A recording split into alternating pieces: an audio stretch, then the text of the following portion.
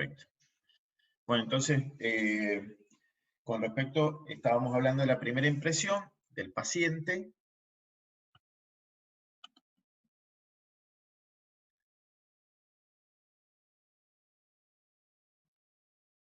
Entonces, la persona puede estar parada o sentada frente al observador, ¿sí? Puede, por su aspecto, ser fuente de datos valiosos, pero no hay que confiarse de eso en forma absoluta ni sacar conclusiones definitivas. Yo estoy viendo algo en el paciente, cómo está con esa actitud en frente mío, parado, sentado, pero tengo que ir tratando de hacerme una imagen de qué patología puede tener en base a todo lo que me comentó previamente. Estamos ahora en el examen físico, en la exploración del paciente. Ya pasamos todo lo que es la anamnesis, todo lo que es el interrogatorio que le hicimos al paciente.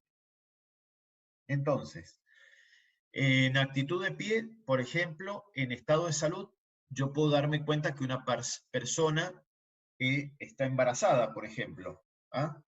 Que un paciente está bien nutrido, que un paciente está bien hidratado.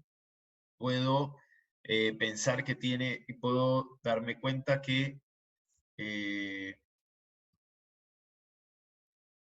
por ejemplo, un joven que tiene una disnea, es decir, una sensación de falta de aire, porque acaba de realizar un ejercicio, ¿ah? Eso en estado de salud. Ahora, en estado de enfermedad, cuando el paciente está frío, puedo ver que es muy obeso o que tiene un dolor abdominal agudo porque se está justamente apretando el abdomen, o que un paciente tiene un dolor ciático porque se está tocando la espalda y está inclinado, ¿sí? O que un paciente tiene vértigo porque está con las piernas abiertas y con los brazos extendidos, también tratando como de agarrarse de algo, o que un paciente está con Parkinson porque tiene movimiento, es decir, en reposo tiene movimiento de su mano, le tiembla la mano, o que el paciente cuando venía caminando hacia mí, venía caminando como con una marcha de hoz, como haciendo una marcha de guadaña, es decir, que tenía una hemiplejía. ¿Se entiende esto? Yo, cuando lo tengo el paciente de frente, a eso le llamo actitud, yo me puedo dar cuenta, ¿sí? Si el paciente está saludable o si tiene alguna enfermedad, ¿sí? Ahora, también puede ser que el paciente yo lo vea sentado, porque ingresó y yo estoy hablando con él y lo tengo sentado enfrente. Entonces, puedo ver que el paciente en estado de salud está ansioso, porque cuando habla el paciente mueve, las manos le tiritan, ¿sí? O en estado de enfermedad, por ejemplo, puede haber algún tipo de parálisis que tenga el paciente, o algún tipo de tics, o algún tipo de temblor de la cabeza, de las manos, ¿sí? Eso nos va dando, en la exploración del paciente, una primera impresión de este paciente. Entonces, cuando hablamos de decúbito, una persona de pie o sentado, y cómo se presenta, cómo se nos presenta a nosotros. Saludable en ese decúbito, o con algún tipo, ya yo me voy dando cuenta que puede tener algún tipo de enfermedad.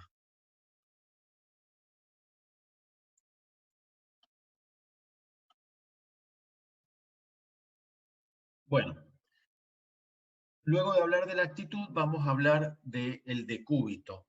Es decir, este es un paciente que está, este es un paciente que no está ya ni sentado ni parado, sino que se encuentra en una cama, ¿sí? Es la posición del sujeto en la cama. Cuando hablamos de decúbito, hablamos de la posición en la que se ubica el sujeto en la cama. ¿Ah? El decúbito puede ser activo, es decir, que el mismo paciente elige cómo quiere estar en la cama. ¿Ah? Por eso es activo. O puede ser pasivo, el auxiliar de enfermería o el enfermero lo acuesta al paciente en la posición en que desea que esté. En esto sobre todo se da mucho en los pacientes que están inconscientes, que el paciente no elige su decúbito, sino que lo elige la persona que probablemente el enfermero o el auxiliar de enfermería, y probablemente en estos pacientes inconscientes ustedes lo encuentren en distintos decúbitos cuando vayan a hacerle la fisioterapia, y es justamente para que no se escare, porque acuérdense que por la presión, ¿sí? Puede haber un decúbito diferente en el paciente para evitar que se produzcan estas escaras. El decúbito puede ser indiferente, ¿sí? Cuando el sujeto se encuentra cómodo en cualquier decúbito, es decir, él elige el que quiere estar, es un decúbito activo, indiferente. Puede estar o mirando para arriba, es decir, en decúbito supino, o lateral, o prono, es decir, acostado para abajo. Para él es lo mismo, él elige, por eso es activo e indiferente, le da lo mismo.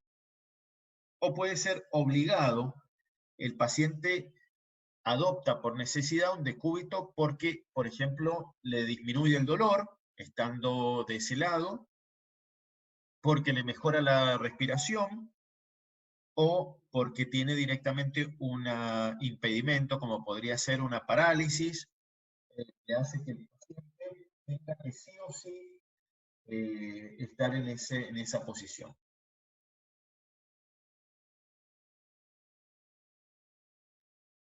El decúbito, como lo están viendo ahí, puede ser supino, ¿sí? Disculpen un minuto porque me están pasando unos barbijos, si se adaptan o no a las necesidades nuestras.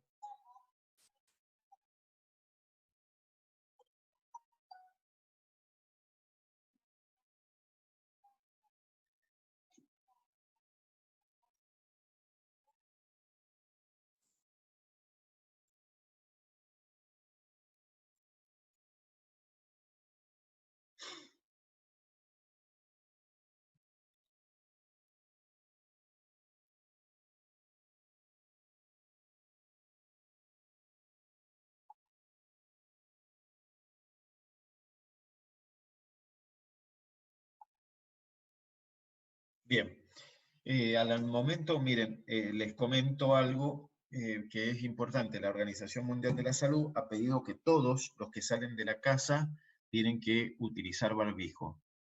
Y es así, todos tienen que utilizar barbijo.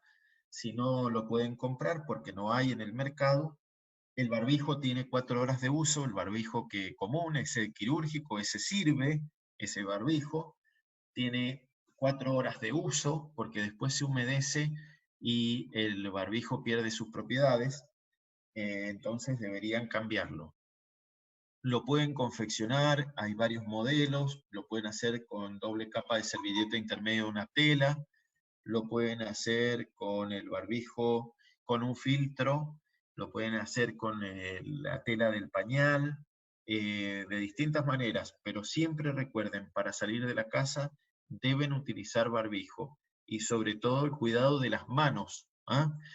Así que bueno, yo hoy me toca dirigir una institución en donde tenemos que usar permanentemente barbijos, entonces ahora me están pasando una imagen de un video de los barbijos que me están ofreciendo para ver si realmente se adaptan a las necesidades o no. Por eso, disculpen la interrupción. Pero por ahí el servicio de compras tiene que hacerlo rápidamente, entonces no me puede esperar a mí. Con respecto entonces estábamos diciendo, ahora, los decúbitos estos, que pueden ser activos, pasivos, indiferentes, obligados, tienen distintos nombres. Es decir, que yo puedo elegir un decúbito que sea activo, porque yo elijo cómo quiero estar, que sea indiferente, me da lo mismo, pero si yo me acuesto boca arriba, se llama decúbito supino. También puede ser que sea obligado, que sí o sí tiene que estar para arriba, o sí tiene que estar boca abajo, o sí tiene que estar de costado, ¿ah? Porque hay algunas patologías que nos obligan a tener un decúbito obligado, ¿ah? Entonces, cuando yo digo decúbito dorsal, porque yo me acuesto sobre el dorso, o supino, significa acostado sobre el dorso.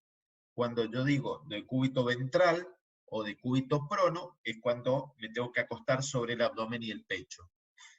Cuando digo lateral, estoy acostado sobre un lado.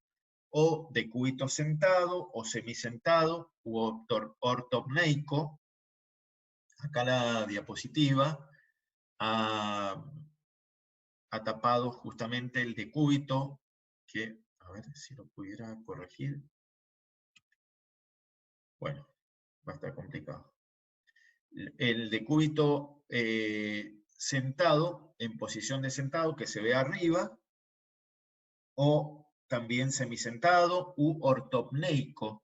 Ortopnea es esa posición.